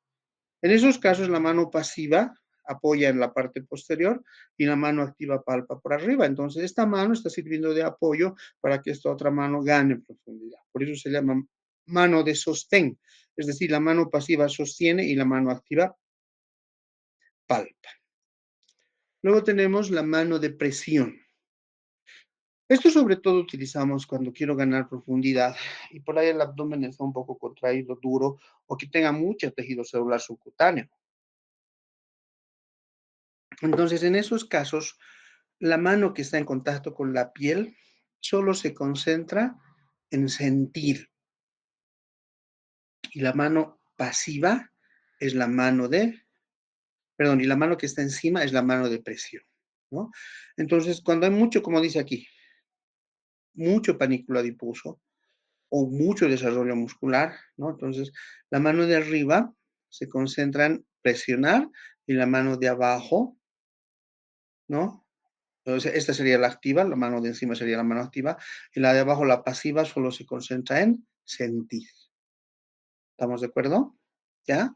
Entonces, esa es otra técnica. Entonces, miren, hemos hablado de una mano de relajación, una mano de sostén y una mano de presión.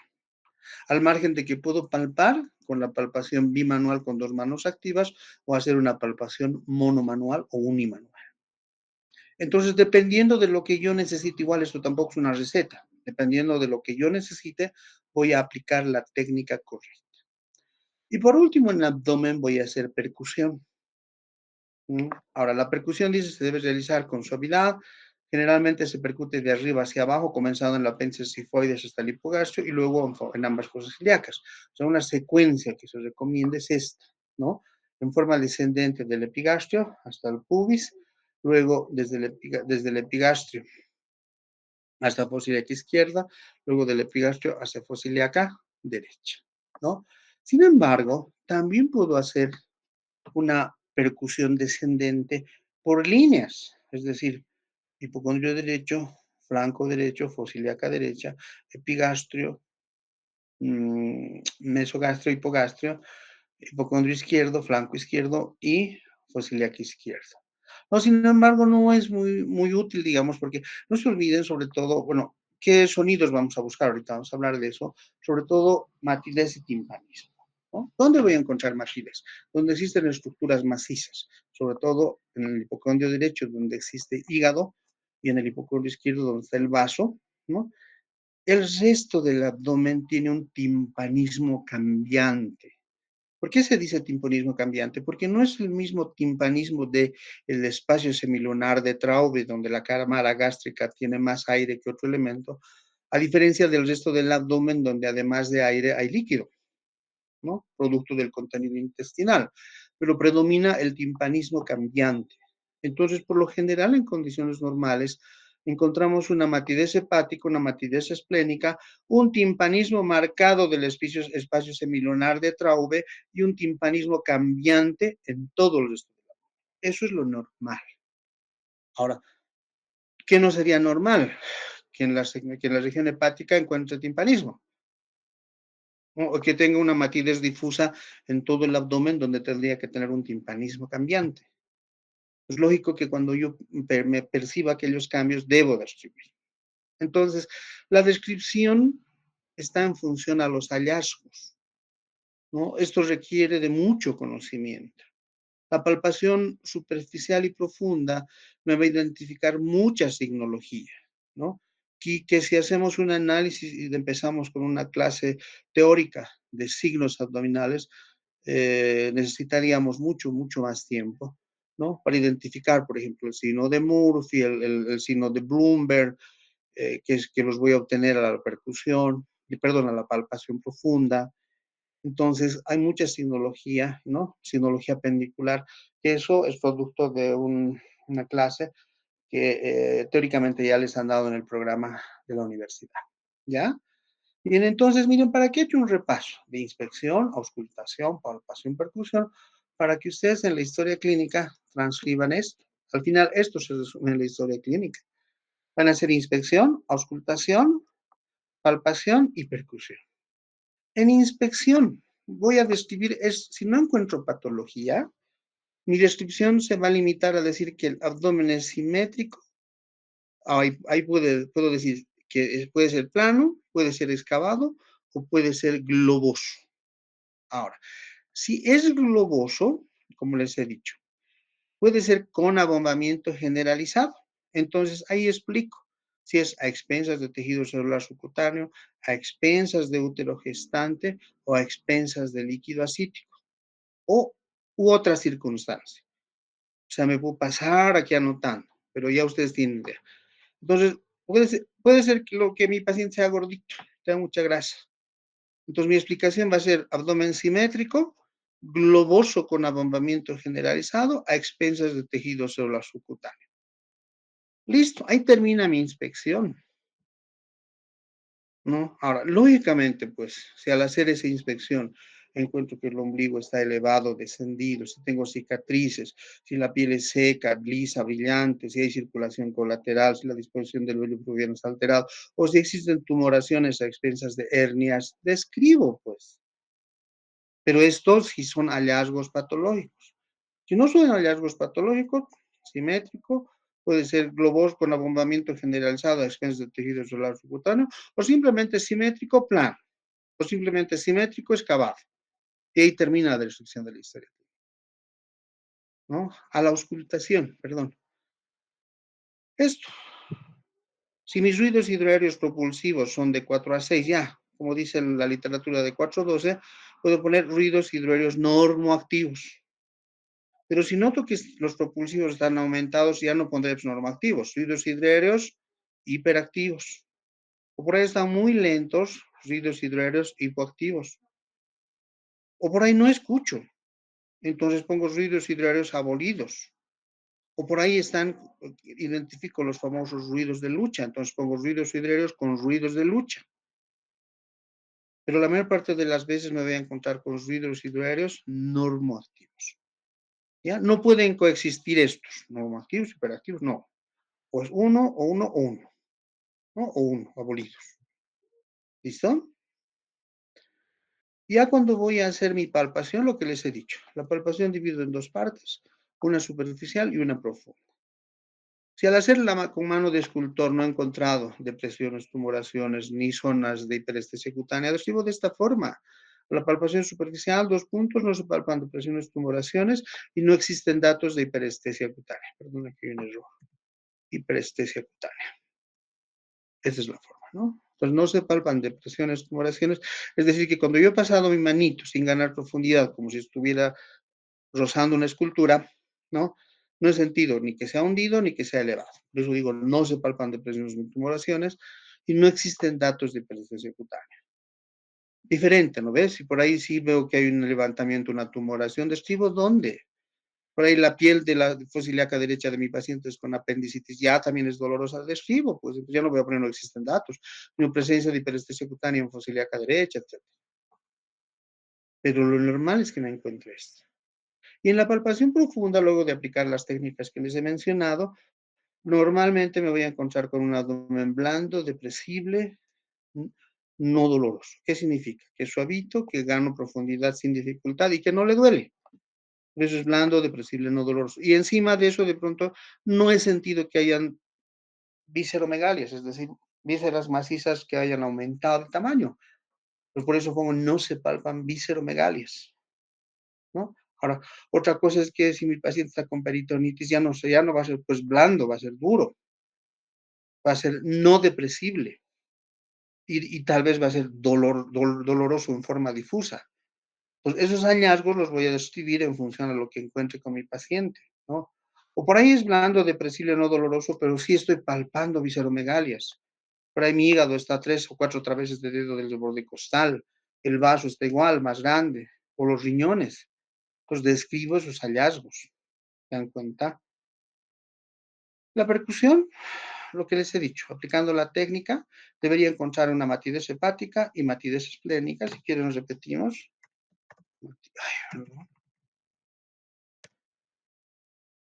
Matidez esplénica y timpanismo cambiante del resto del abdomen. Esta es la forma de describir. Pero si encuentro otras cosas, también describo.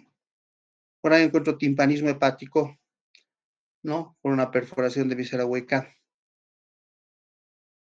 Entonces describo, ¿no? Y por ahí no está con timpanismo cambiante, sino que hay matidez difusa porque mi paciente está con ascitis. También describo. Pero lo más frecuente cuando no hay patologías es esto lo que me voy a encontrar. Entonces, ya al margen de la demostración ya con el paciente, ¿no? Era importante, y obviamente recordando lo que ustedes han tenido que avanzar en el ROTE respectivo en la parte teórica, ¿no? Porque no se olviden que semiología abdominal es todo un capítulo de la medicina y obviamente, pues, bueno, seguramente en la parte teórica les han dado una explicación muy detallada de toda la signología que vamos a encontrar en la patología abdominal, pero para la exploración esto es lo básico que ustedes deben conocer, ¿no? Entonces, esa es la explicación y espero que despeje sus dudas para que puedan hacer una buena descripción en la historia clínica. Gracias, jóvenes.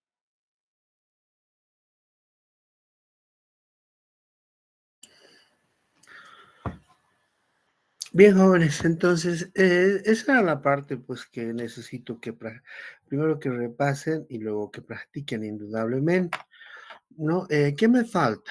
Les tengo un video cortito, ¿ya? No, está entre 25 a 30 minutos. Es un material complementario como hemos hecho con respiratorio, donde, digamos, hago un resumen de lo que hoy día hemos hablado, pero ya demostrando con el paciente, ¿ya?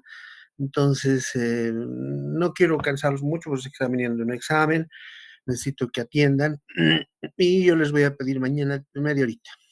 No sé si quieren, yo preferiría que sea a las 8 en punto, porque tengo más tarde una reunión, pero no es más de media hora. Y con eso el día miércoles ya me tendrían que hacer una historia hasta abdomen. Entonces, sé que se van a equivocar, probablemente van a haber errores y eso es lo que precisamente yo voy a aclarar y pulir. Y más bien, no sé, a Elmer y a Estrella, por favor, para el día viernes me gustaría que me vayan consiguiendo una aula en la universidad, pero donde tengamos acceso a una camilla, ¿ya? Porque vamos a aclarar las dudas que queden o lo que no se haga adecuadamente entre nosotros. Entonces, no sé, Estrella o Elmer, si hay alguna aula donde tengamos una camilla. en la universidad.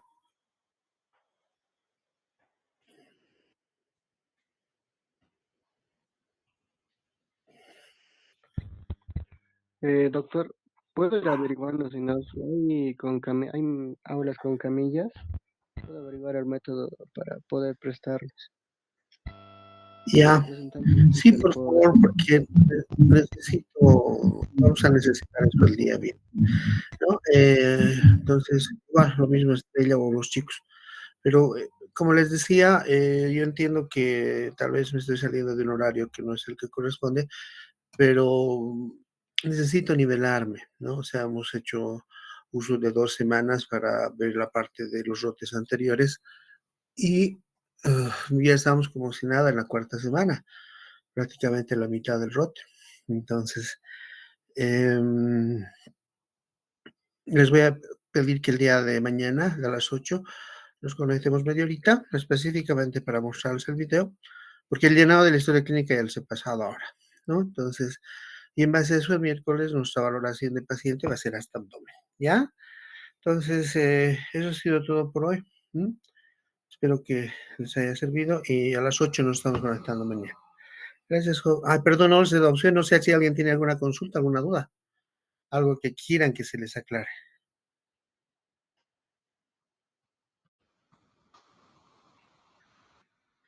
Bien, creo que nada, ya.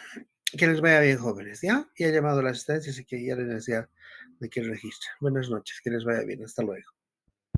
Doctor, Sí, buenas noches. Yo no escuché en la lista, bueno, no sé cómo me llamó, pero sí estaba presente. ya, a ver, no te estoy escuchando bien, creo que está recabando de tu asistencia, ¿verdad? Sí, sí. Y ya, sí, te estoy registrando como retraso. ¿Alguien más? Doctor, Mm, yo, por favor, Alan Kevin Calderón Chipán. Sí, pero chicos, no sé, algunos les he dejado ingresar por no dejarlos en espera, pero hemos quedado que nos vamos a dar máximo 5 minutos. ¿Cuál es su apellido? Calderón Chipana, doctor. Ya. ¿Otro?